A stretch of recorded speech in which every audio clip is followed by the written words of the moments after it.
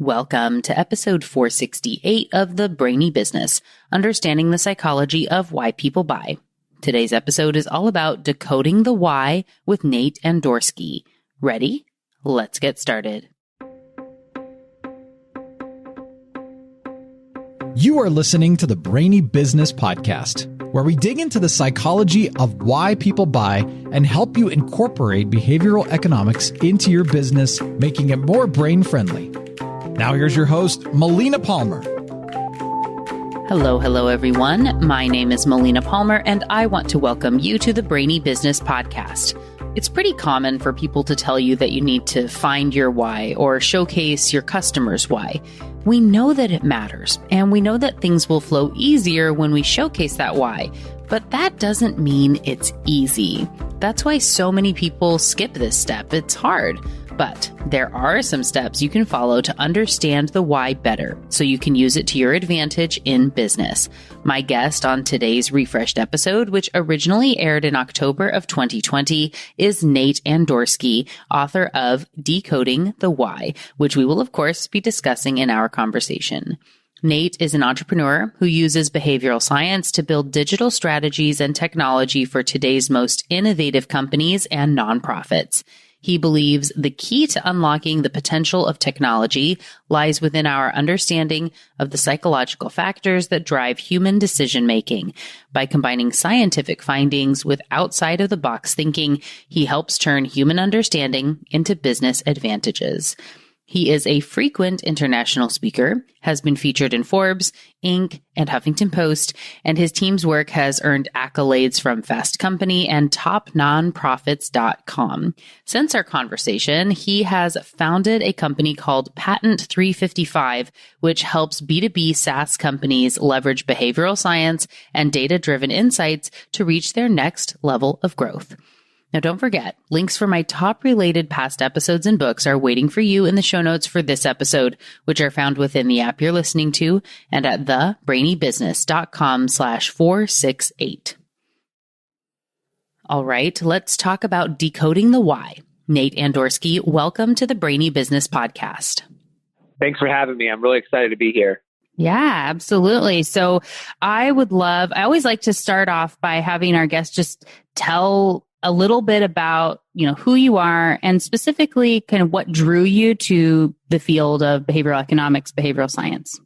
Definitely. So my name is Nate Andorsky, as we just said. I am the co-founder and CEO of a company called Creative Science, and we use behavioral science to build technology and strategies for today's most innovative companies.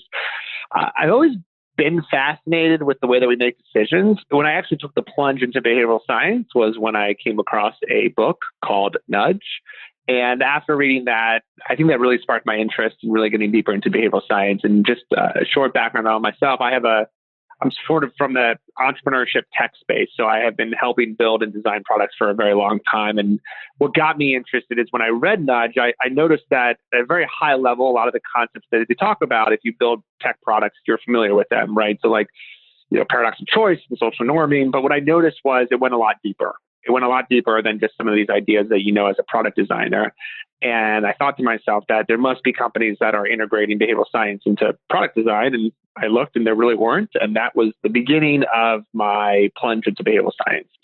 So for those who don't have a background in creating tech products, where you say, and as far as this, so the knowledge of how they're using, paradox of choice and social norms and some of the things that you were seeing in the gaps, do you have any examples of maybe a project that you had worked on or things that were maybe common trends or that were maybe inadvertently using some of those behavioral science tactics that are maybe more advanced now that you can share and see what your insights were? Yeah, a few of them were, I wouldn't even say they were that advanced. And there's definitely this idea of, paradox of choice, choice architecture. So how a certain page or app is laid out. The fundamental principles is reduce friction, add fuel, just make the thing really easy to use. Don't present too much information to the user at once. provide little nudges or cues on what types of decisions the user should make. So a lot of status quo and default effects and such. So those types of things. And then also you'll see a lot with tech products, whether it's done intentionally or unintentionally, is social norming, right? So is doing this thing. So there's inherent bias that I have to do that thing too. So those types of things I had seen, but we hadn't really seen. You talk about commitment devices, for example, and trying to get people to opt into savings accounts, right? If you don't have a background in behavioral science, you would never think to ask somebody to make a commitment to opt into a savings account 30 days from now. So it was those types of ideas that start to come to light when you really understand the behavioral science, because you're not just making the product really easy to use, you're really understanding what drives behavior. Right. Yeah. And that is such a simple thing but it makes that huge difference in the pre-commitment piece. Like you said, we were just talking about before we hit record, where to say, hey, are you ready to sign up for this checking account right now? And go, no, like, I don't want to do that right now. I'm really busy. Like, right. So how about in 2 weeks, or like you said, 30 days? And you say, oh yeah, sure, I can do that. Thanks to our time discounting brain, we think we're going to like that idea later. Right.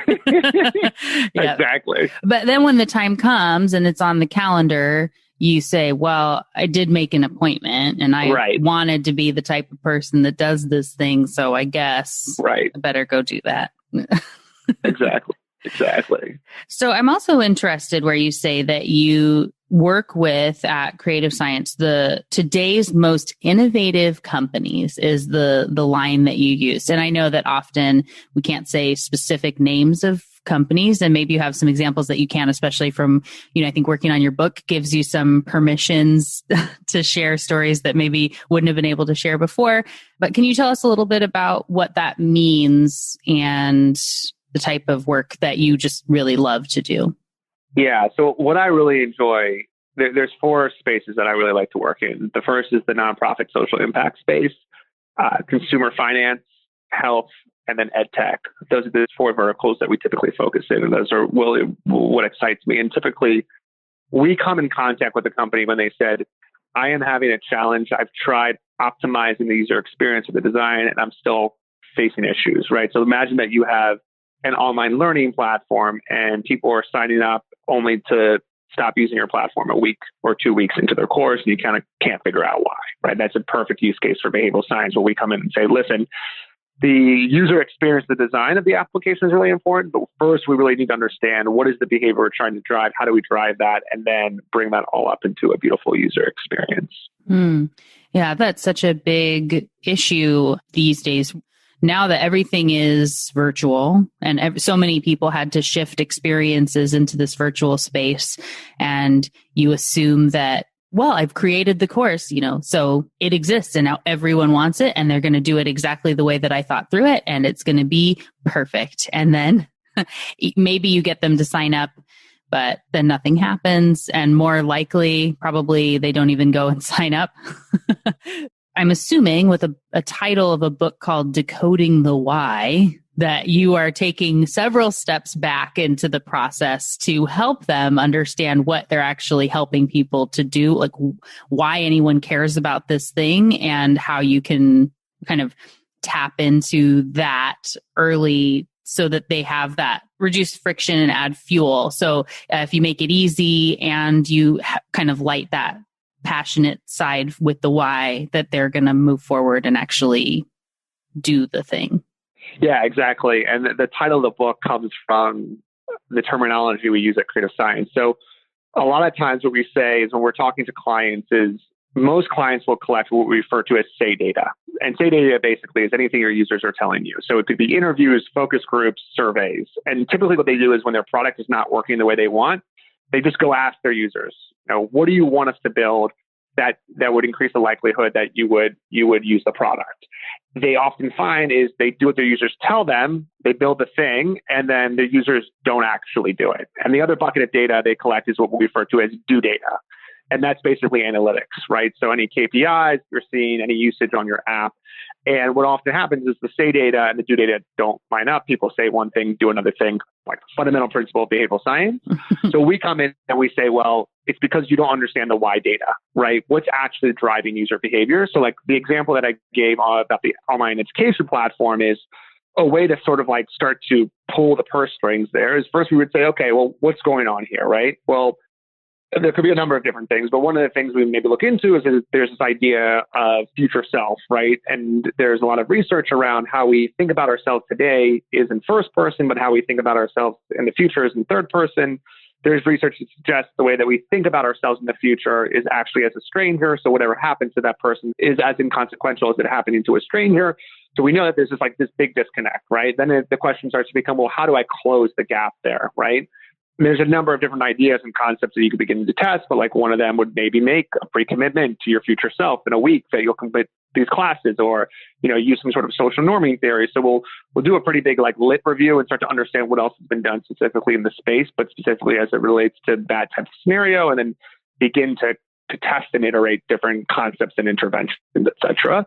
And through that, we can then basically say to them, and decode the why, give them the why data. These are the cognitive biases that are driving your user's behavior. And then these are also the solutions that you can use to help them achieve the goals they want to achieve.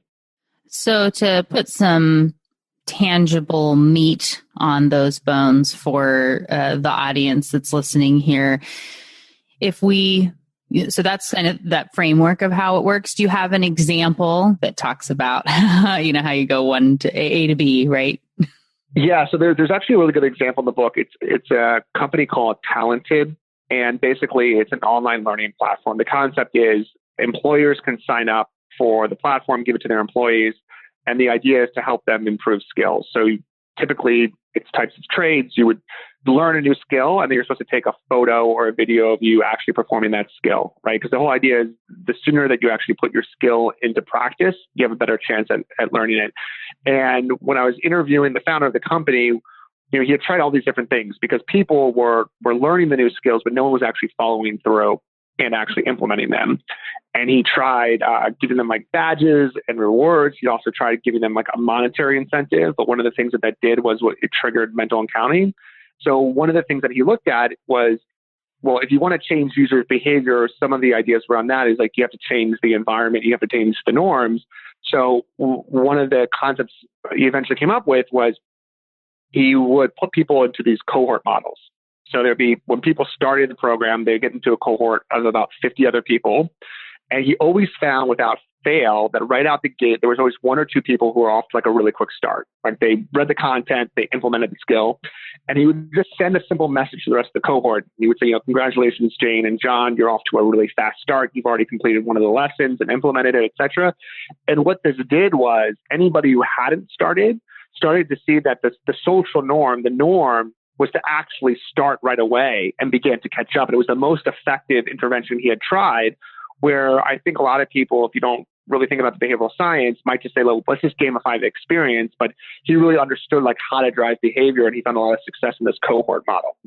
Yeah, I love that. And, that social proof piece is so powerful, and being able to showcase the way that our brains get triggered in that, I think is so interesting. Like you said, that the social norm, it felt like, was to get started early.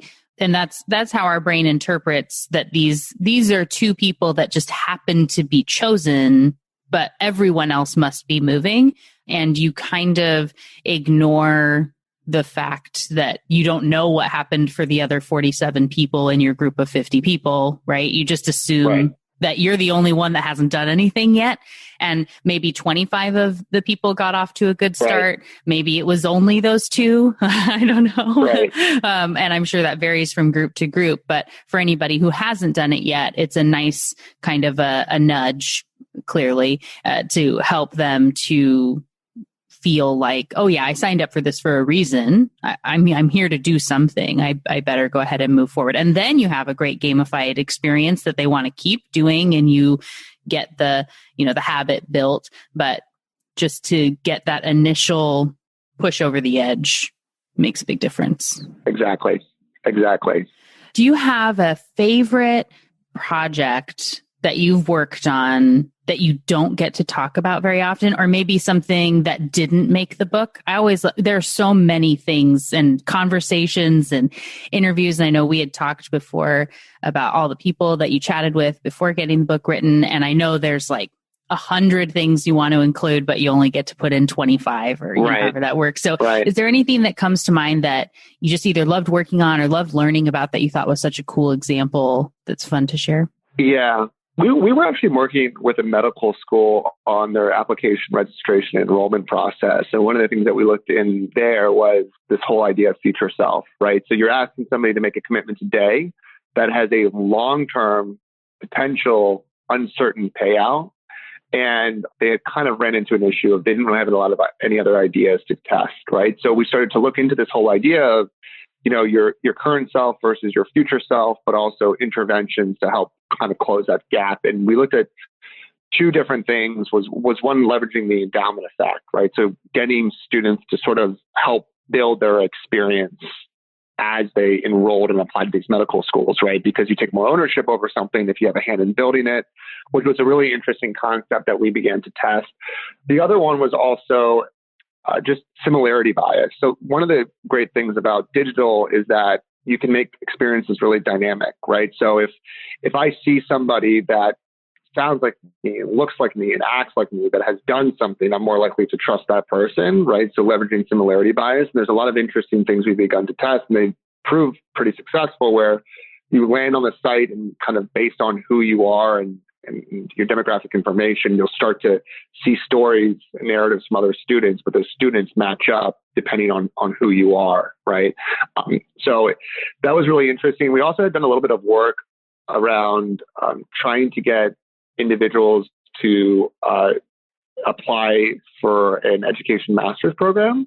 And one of the things we had looked at around there is like creating sort of nostalgia, right? So we had some sort of creative and ad copy that said, it was like a picture of theoretically you when you were young, looking up to a role model. And it's like asking them to recall who they wanted to be when they grew up, right? This idea, if I wanted to be a teacher, like who's your hero, right? So we had sort of used some of these concepts and ideas to kind of trigger that emotional side of reconnecting to sort of like your childhood dream. So that was some of the interesting work that we did that actually did not make it in the book because we were actually doing it as I was writing the book.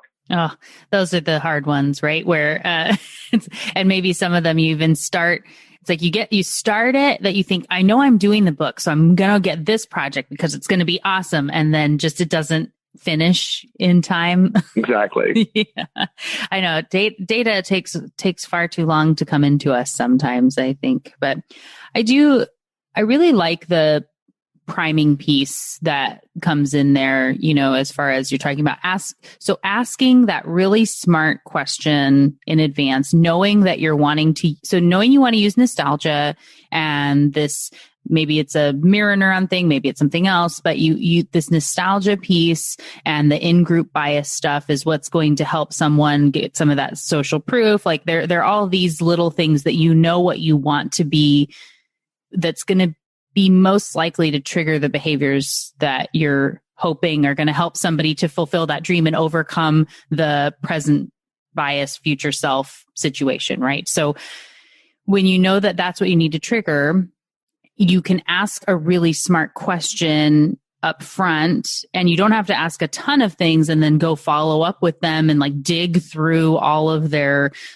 content of getting someone that's actually going to fill out this horrifically long form, and you hope maybe there's a good nugget that you can use to sell them on, and like this traditional logical model, right, where we think I need all the possible information and then I can go and sift through and find it. Whereas if you know that actually finding what their dream was and giving them a little glimpse of that dream by asking just that simple question that doesn't feel invasive, because people ask that all the time, what did you want to be when you grew up?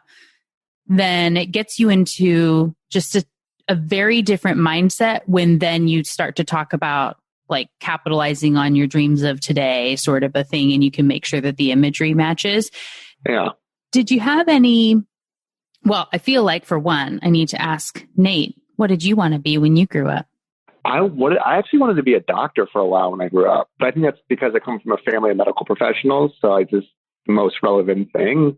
And then I actually, when I was in high school, I started my first business. And then from then on, I was like, I don't want to be a doctor. I want to be an entrepreneur. Nice. What about you? So all through life and school and whatnot, I was 100%, no questions asked, going to be that sort of like triple threat singer, actor, dancer, and had been planning to get a degree in musical theater, and toward the end of high school, and was having all my applications to be filling out to apply to the, Juilliards of the world. And I was in one of my choir classes and looking around and realizing everybody I knew that got actual degrees in music ended up corralling high school choirs. Yeah. and having that moment of, I can still sing even if I don't get a degree in it. But in that deciding that, maybe I wanted to look into something else. And then I floundered around for a while. I looked at being pre-med. I was pre-law. Like, I was looking into film school. I'm a shiny object person. So interesting. Yep. Ended up in marketing, and it all worked out. So that's great. That's awesome. Yep. And now back around full circle that I do teach now through Texas A&M University, as the audience knows, but I think it's a little bit different than what could have been. So, well, you could still burst out into song during one of your classes if you wanted to, right? I can. I've actually done. So I used to when I used to volunteer for a company, a nonprofit called Washington Business Week, and we used to joke and call it that it was nerd camp. And so I would go out, and they would have groups of high school kids that you would bring together, several hundred of them, and then they got separated into companies. And I would always mention, very intentionally, I do this with a lot of presentations anyway still, but I will say at the beginning that I sing, and like doing that dream of like what you wanted to do, what you were going to be about. And I would always say that, that I was a singer. And then when you do questions at the end, would say, if anyone ever asked me to sing, I always wanted to like honor that with doing it, where, you ask for the thing that you want, but I would never do it without being asked. But yes, I have sung at a speaking engagement more than once. That's awesome. That's awesome. All right. So that was a random tangent. Let's come back around to you and your cool stuff. Cool.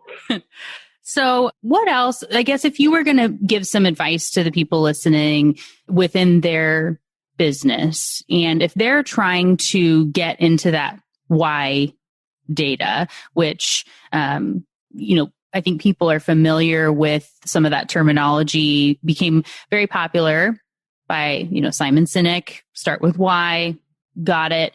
I get it when you talk about it, but what do I do to actually help uncover the why in my business? Like, how would you start with a company or advise somebody to figure out their whys for their customers to be more effective? Yeah, so I think the first thing is you gotta just focus on a very specific problem, right? So I think if you're just like, I want to understand the why, like it's really hard because you're not driving towards an action or like a problem statement. So I would understand like a really clear problem statement, right? So the problem I'm having is I have a savings app, and I'm only 20% of the people who click on the sign up button actually enroll in the savings plan, right?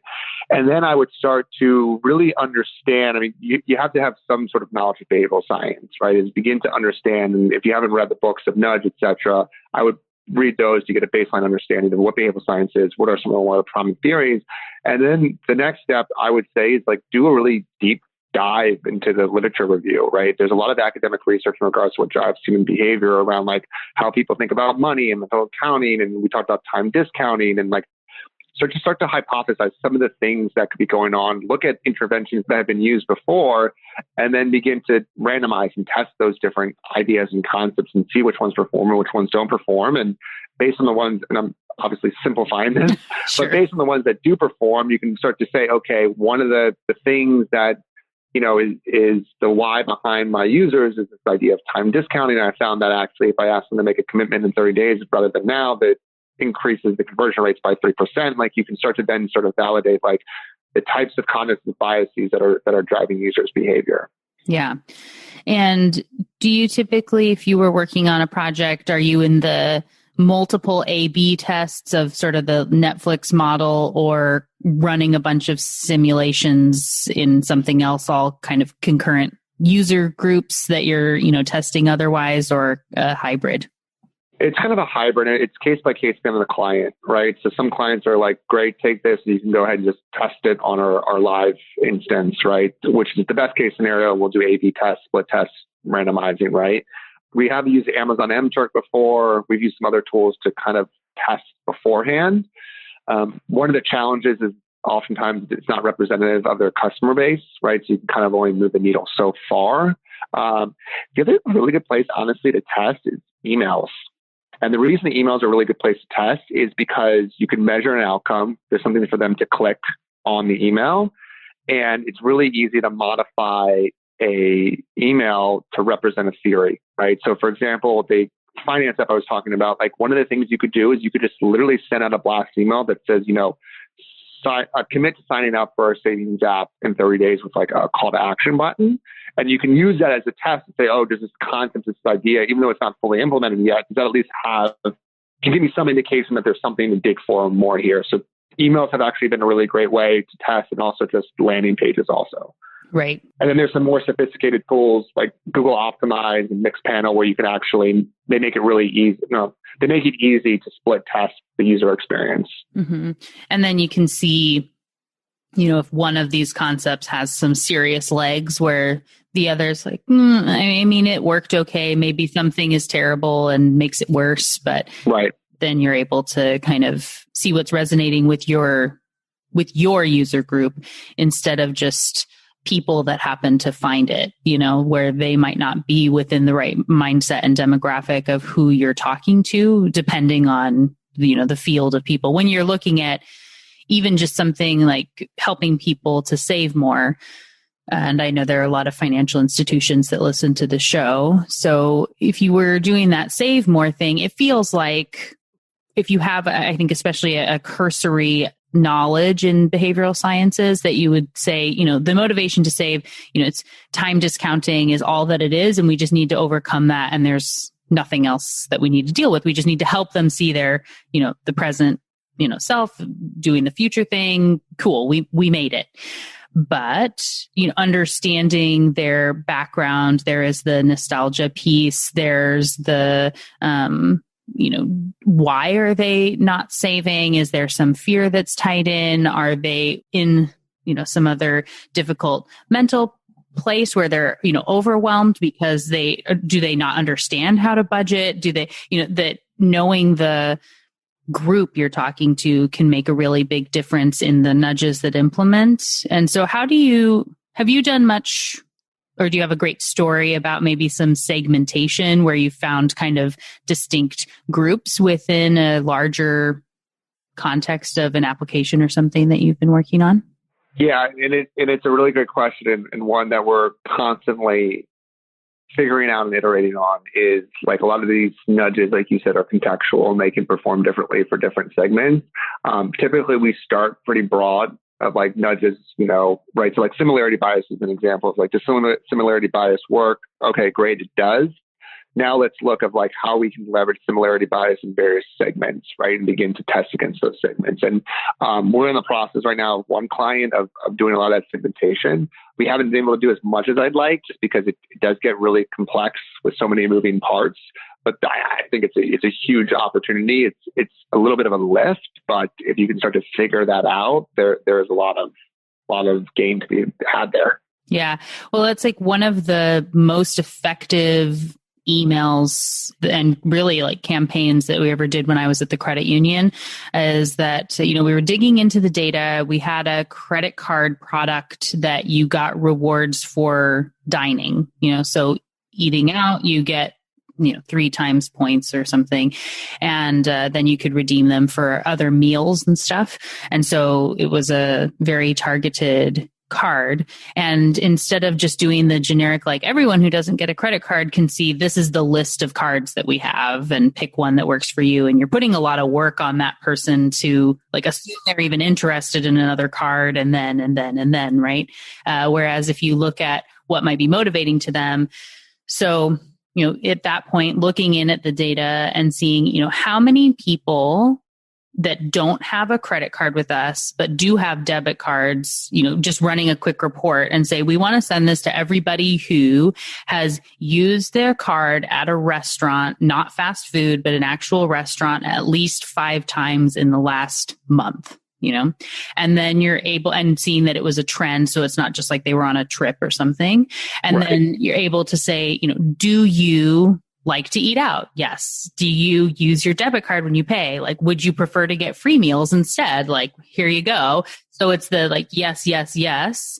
It very much feels like me. It doesn't say, hey, Nate, we know that you ate out 8 times last month. You could get more, because that's creepy and weird. But even though we do know that, you don't say it that way because it feels invasive. Right. But instead, we're using the information that we have to help show you something that would actually really be beneficial for you, that you can get free meals and things, something that you would like, and that you can see that benefit and why you would want it.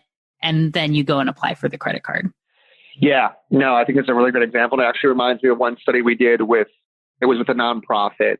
And it was for people who had previously donated to get them to commit to a recurring giving plan. And we used in the email copy, it was pseudo set framing. So we had like a pie chart, and it was split into thirds, and 2 pieces of the pie chart were filled in to give the donor the perspective that they were complete. And one was become a supporter of this nonprofit, and the other one was make a one-time donation. And then the third one was empty, and that was become a sustaining supporter. And what's interesting is having that pseudo sentence segmenting for just people who had previously donated. That one performed, I can't remember the exact percentage, but I remember it was statistically significant and performed better than the actual control, which is like just a generic, become a monthly donor type of thing to just everybody. And so that's sort of in the same way of your LinkedIn profile is 80% complete or, right. Yeah. And so knowing that most people don't actually do some of these other things, but that doesn't mean it's, incompletion is something we feel the need to fix. Exactly. And like, it was a simple visual we put in the email. And it's also the idea that if you frame things as part of a set, even if those actions are completely arbitrary, we're more likely to complete the set. So we had shown them this thing that was almost complete, but incomplete. They had to take one action to complete the set, right? So, but it's something that if you didn't have an understanding of what drives human behavior, you never would have even thought to put this thing in this email. So. Yeah. Okay. So I'm going to show you something. So a person in my membership group had posted a thing. I love when listeners or clients will see something and go, this is so strange. Melina, what do you think about it? Right. And they'll email it to me or post it on social media. That's one of my favorite things. Yeah. So this is one, I'm going to show it to you, Nate, and we will talk about it. And then I will put a link or, put it in the show notes for the episode so people can take a look as well and kind of follow along with it. So someone tagged me saying, I saw this. We won't talk about the name of the company that's on it because I'll blur that out. But so here is what was sent over. So it's asking for a donation, and you have the options of one time or monthly. And then they have the gift amounts, and they have some suggested amounts. They have the anchoring done well, that it starts, at $500 and then works its way down to $20 over 6 different boxes. And then they have an other box with a minimum payment option. So they've done some things with color here that make it really obvious what they're pushing people toward. And I think that they're really downplaying and completely negating all the benefits that might have been worked in with the way that it would have been set up if they didn't even have the coloring in there. So in this case, all the buttons are this bright blue, except for one time $50 and then this other box. So what do you think about this? Okay, so there's a couple of things I think here. Number one, the first thing I would say, I've seen this done before where they actually flip around the gift array, right? So normally you see like 25, 30, it kind of increases, and they flip that around so it decreases. And I think the idea here is that they're hoping donors will just grab the first option. What this actually does, and I've seen some studies around it, is it actually can cause a drop off because it's sort of changing the norm of the way we typically see gift arrays. And it causes this, like, you have to think more, right? Because you're kind of like, what's going on here? This thing is backwards. I will also say, like, the color treatment is also interesting. Like, you know, it took me a while to even figure out what the default was just because of the way the colors are used. But the other thing is too, is like, I've seen a lot. There was one study done where you actually would make a one-time donation of like $100. And then after you made the donation, it was like, do you want to convert this to a monthly donation of $20? Right. So they've sort of made the monthly donation feel like less in comparison to the one-time donation. So I don't know how this performed. Like off the bat, it's kind of odd, I think. But a better way to get people to nudge into monthly donors is to use like some social norming or the example that I just gave there, I would think. What are your thoughts? Yeah, I think so often now you've been seeing where, you know, Amazon and others default to the subscription or the monthly or, you know, even that like annualized payment is less, which I don't necessarily love a lot of those. And I think it does feel a little bit bait and switch-esque sometimes on those. Yeah. So it feels a little bit more in the sludge world sometimes when those are put together. But with this too is it feels like they are setting the default of a one-time $50 donation. Yeah, exactly. Yeah. Instead of the monthly, even just a monthly $50 would have made more sense. So I think they're underselling it. And then having this minimum payment of $5 at the bottom just really anchors it as low as you can possibly go. Yeah, exactly. And also like with monthly, like they've given you 5 choices, right? So they're sort of making it, you know, harder. Like I think that the better way to maybe do this is first of all, flip the gift array around because it's just like driving me crazy. But have the normal page laid out and then just have like kind of monthly already selected. And then one of the dollar amounts already selected. So there's like a default built in, but you're not using all of these different colors to try to nudge people because it also is a tad confusing.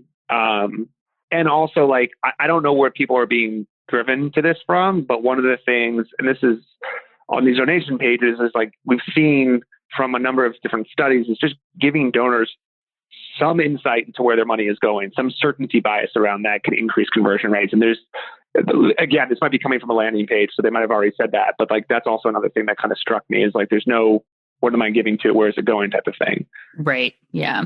And I think that it's in the app. So you've already said you're doing the thing, right? And you're getting there, but potentially still having a little bit of what your money means and helping to maybe do I like that idea of the reframe of when you can tie it into a specific item there to say $50 a month does this, or most people choose $50 per month. So this is the default, like you said, the social proof, as well as the benefit that would come from whatever that happens to be. I really like the suggestion that you gave of the once I've already decided I want to give and I'm going to give $100 to then ask if I want to break it up for this $20 a month. So one, I've got my anchor. I was in, it was happening. I'm thinking $100 is going away.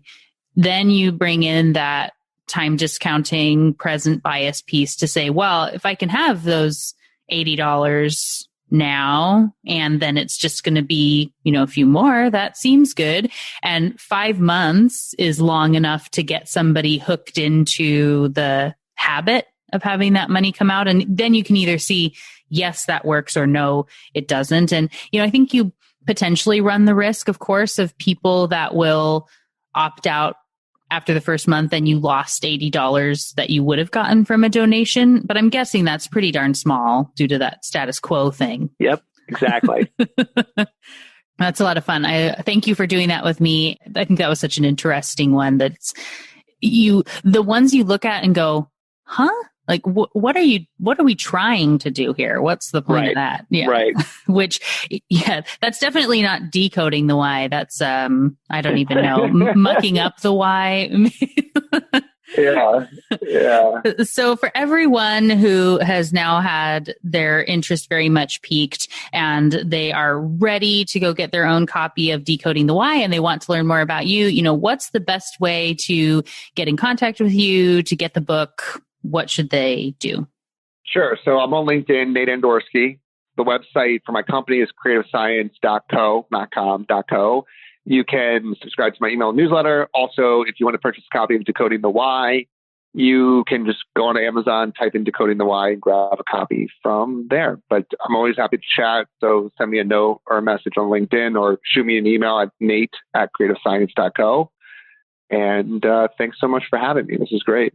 Absolutely. Thank you for joining me. We will have links to all that stuff in the show notes to make it very easy. Maybe not the email so you don't get spammed by all the bots of the world, but you'll have maybe we'll write that one out. But we'll definitely have the LinkedIn, a link for the book and the website and everything. So thanks again, Nate, for joining me today and for talking a little bit about the amazing whys of behavioral science. Awesome. Thanks for having me. So, what got your brain buzzing as you learned about decoding the why today? For me, I always go back to the point that Nate made here, a common one from behavioral scientists, that if you want to understand the why behind something, the first thing you need to do is to focus on a very specific and clear problem. We tend to try and make these massive whys, but our brains work in micro moments, so that's really hard to encapsulate everything. If you want people to change their behavior, if you want to understand what's motivating them and get those shifts, you have to think smaller. Know what will derail them, understand the context of the choice they're making or not making, and try to really deeply know what is going on that micro level so you can make all the necessary adjustments and make that new behavior or that series of behaviors easier. Then you can do a more specific literature review and set up those hypotheses and little tests so you can iterate, learn, and repeat. As we discussed in the conversation, emails and landing pages are great places to test because they're easier to measure and modify while you test out different theories. What behavior will you focus on and how will you test it? We would love to hear about it, so please come share it with us on social media. I'm the Brainy Biz pretty much everywhere and Melina Palmer on LinkedIn. I have, of course, provided links to make it easy to contact both myself and Nate in the show notes, along with links to my top related past episodes and books like Decoding the Why and more. It's all waiting for you in the app you're listening to and at thebrainybusiness.com/468. Thank you again to Nate Andorsky for joining me on the show today. It was a delight to chat with and learn from you. Join me Friday for a brand new episode with Bob Gerard, Learning Ingenuity Lead at Accenture. It's going to be a lot of fun. You don't want to miss it. Until then, thanks again for listening and learning with me. And remember to be thoughtful. Thank you for listening to the Brainy Business Podcast. Melina offers virtual strategy sessions, workshops, and other services to help businesses be more brain-friendly. For more free resources, visit thebrainybusiness.com.